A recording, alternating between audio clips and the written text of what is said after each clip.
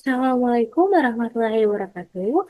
Halo semuanya, perkenalkan nama saya Rina Setiawati dari kelas MIB 104. Pada video presentasi UAS Ekonomi Mikro ini, saya akan menyampaikan analisis mengenai intervensi pemerintah dalam menjaga stabilitas daya beli masyarakat.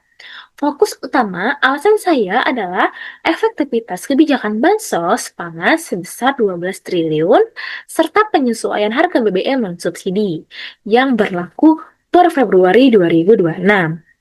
Melalui kacamata ekonomi mikro, kita akan membedah bagaimana kebijakan ini memengaruhi kurva permintaan masyarakat serta efisiensi biaya produksi bagi para pelaku UMKM. Semoga penjelasan ini memberikan pemahaman yang jelas mengenai peran vital kebijakan pemerintah dalam meningkatkan kesejahteraan ekonomi nasional.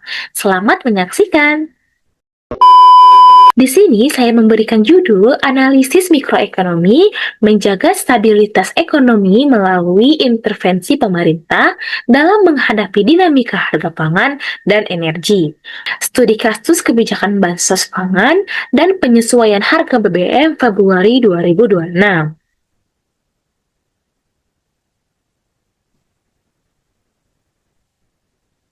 Yang pertama ada kebijakan bansos pangan.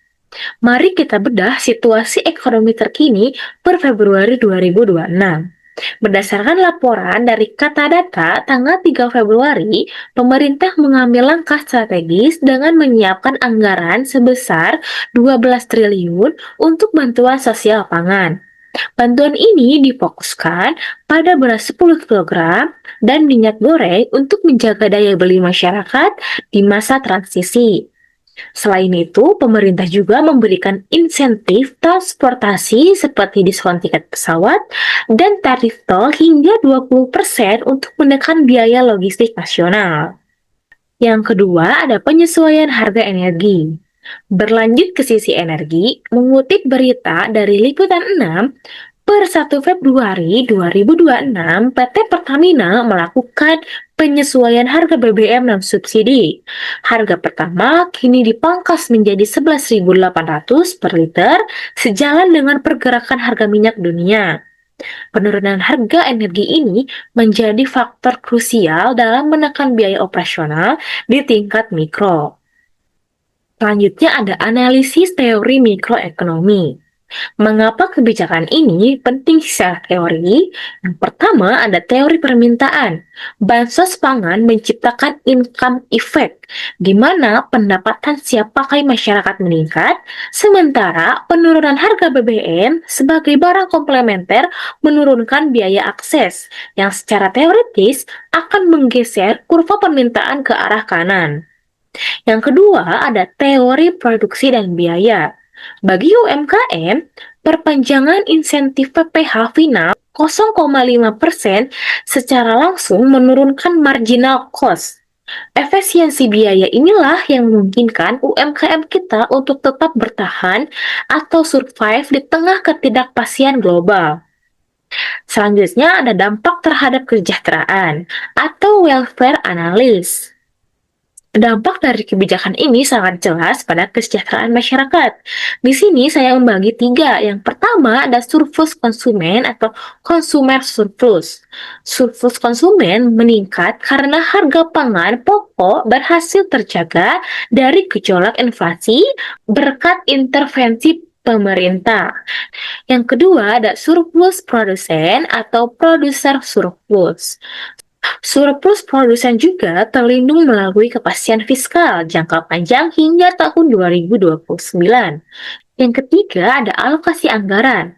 Pemerintah memastikan distribusi dana 12 triliun ini tepat sasaran kepada 22 juta keluarga penerima manfaat untuk menjaga jaring pengaman sosial. Selanjutnya ada solusi dan rekomendasi kebijakan.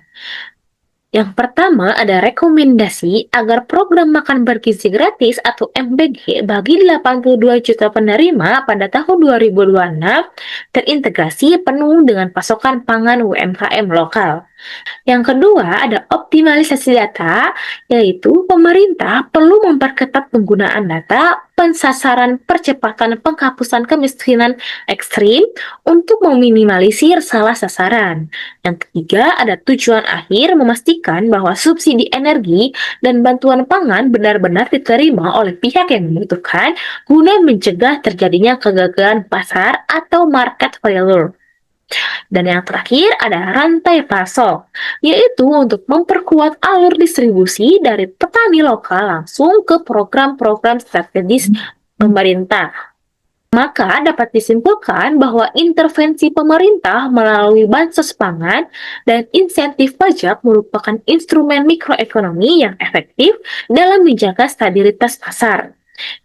Dari sisi konsumen, bansos 12 triliun ini meningkatkan pendapatan siap pakai atau disposable income, menggeser kurva permintaan ke kanan dan menjaga daya beli masyarakat. Lalu dari sisi produsen, penurunan harga BBM dan insentif PPh final 0,5% berhasil menekankan biaya produksi atau marginal cost sehingga UMKM tetap kompetitif dan produktif. Hasil akhirnya, maka sinergi ini meningkatkan volume transaksi di pasar atau kuantitas naik dan mencegah kegagalan pasar sekaligus menjamin surplus kesejahteraan bagi konsumen maupun produsen. Di sini saya menggunakan dua sumber berita. Yang pertama ada Bansos Pangan Februari 2026, 12 triliun yang mengutip dari kata data tanggal 3 Februari 2026, pemerintah mengalokasikan 12 triliun untuk bansos beras dan minyak goreng guna menjaga daya beli masyarakat menjelang Ramadan. Dan yang kedua ada penurunan harga BBM dan subsidi yang dikutip dari Liputan 6 tanggal 1 Februari 2026 melaporkan bahwa Pertamina memangkas harga Pertamax menjadi 11.800. Penurunan harga barang komplementer ini mendorong peningkatan permintaan pasar. Demikian pemaparan saya mengenai analisis kebijakan mikro pemerintah, khususnya terkait efektivitas bansos pangan dan penyesuaian harga energi dalam menjaga equilibrium pasar. Semoga penjelasan ini dapat menambah wawasan kita semua mengenai betapa pentingnya intervensi kebijakan mikro dalam mendorong stabilitas perekonomian masyarakat dan mencegah kegagalan pasar. Saya Rina Setiawati, mohon maaf apabila terdapat kekurangan dalam penyampaian materi ini. Terima kasih atas perhatiannya. Wassalamualaikum warahmatullahi wabarakatuh.